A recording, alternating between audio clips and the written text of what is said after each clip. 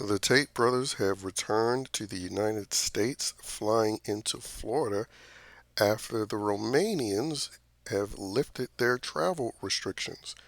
Because if you've been following with the story, they've been under investigation and on lockdown for accusations of sex trafficking. You know that thing that's usually called a conspiracy theory by liberals when you're highlighting it about child sex trafficking. But when they're ready to demonize men that they don't like, that's when suddenly sex trafficking is real. But anyway, obviously they weren't able to find anything on them because they wouldn't be traveling back to the United States if they did, because they really want these guys locked up, mainly because they view them as misogynist and sexist against women. That's their real crime. And we know, they'll try to dredge up accusations against you like they did Donald Trump, you know, accusing him of rape. And so obviously they have sympathies for Trump, and I'm sure Trump has sympathies for them. And quite frankly, I hope he meets with them because there needs to be a full-on hog spit in the face of liberals and their ability to control the narrative. You know, it's like whenever they make an accusation, it's true. Doesn't matter what the court of law says. And it's one of the main reasons why men in general, who are supporters, fans, followers, or just agree with the Tate brothers, is the main reason why they, specifically Andrew Tate, is able to win over young men more than conservative men. Because liberal men aren't even a part of this conversation. It's pretty much understood that in order to be liberal in a man, you have to be completely emasculated. You have to support LGBTQ nonsense, and you have to bow to women. Happy wife, happy life type BS. And so liberal men aren't even part of the conversation of trying to win over young men. You have to be an utter cuck and a self-hating man to be a liberal man. So it's really a conversation about, okay, what conservatives can do for men.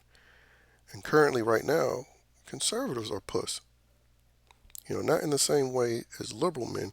It's just that they still adhere to the happy wife, happy life narrative. They still adhere to the believe women narrative.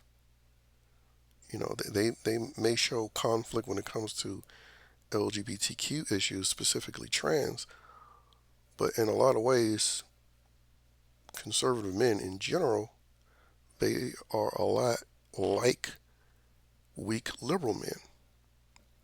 And, young males in particular see this and it doesn't appeal to them. Like, case in point, Ron DeSantis, he's the current Republican conservative governor of Florida, and he made a statement saying that the Tates aren't welcome, even though they haven't been convicted of any crime. But the reason why DeSantis would say something like that, because he's still, despite being Republican and a so-called conservative, he's still a pussy male feminist. And young men are fed up with that nonsense. Especially with social media, and you see how negligent female behavior is and it goes unaddressed. I mean, right now you can search on Twitter and see multiple videos of adult women being found guilty of raping their male students. And in most instances, virtually nothing happens to them. You can see videos of adult women twerking on young kids. Kids that are even under the age of 1 year old. But somehow, the predominant predator in society's mind is still somehow a heterosexual man. Even though we see all these female predators, especially teachers, and these LGBTQs who are deviant sexual predators. with their drag shows for kids, their drag queen story hours, where they have small children sitting on their lap as they read to them. And so the reality is the predominant sexual predator in American society are females and LGBTQs, because whenever a man is a sexual predator, he's actually demonized and convicted. You know, unless he fits certain minority categories. Like again, if it's an LGBTQ male, if it's a POC male, those are instances where they can get off. But again, that's liberals choosing to do that. Which brings me back to this whole fake outrage about Andrew Tate when he hasn't been convicted of anything. But we see on a regular basis people who are actually guilty get off either with light sentences or they get free. And that's liberals pushing that. And liberal women in particular are the main ones responsible for any danger females have to encounter. When it comes to soft on crime policies, females are the top demographic that votes for that. When it comes to invading female spaces with the trans nonsense, females are the top voters for that. And then we know with the popularity of hip hop and rap, which heavily pushes pimp culture, I mean, again, that's another prime example of who embraces actual pimps. It's been mainstream for decades through rappers like Snoop Dogg and Ice-T.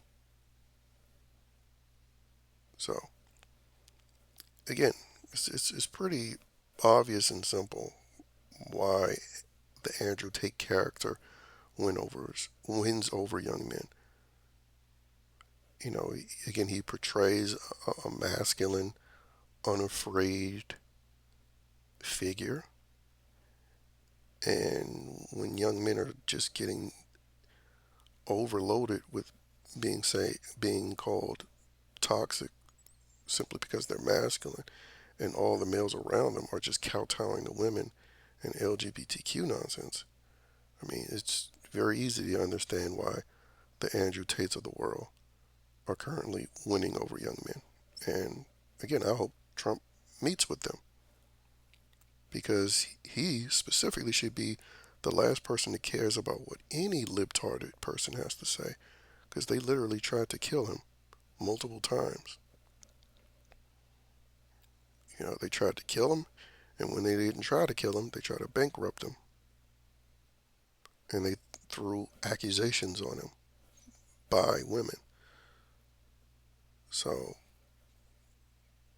he's in a position where there's no criticism he should care about, because again, that's the ultimate attack, trying to kill you, somebody trying to kill you.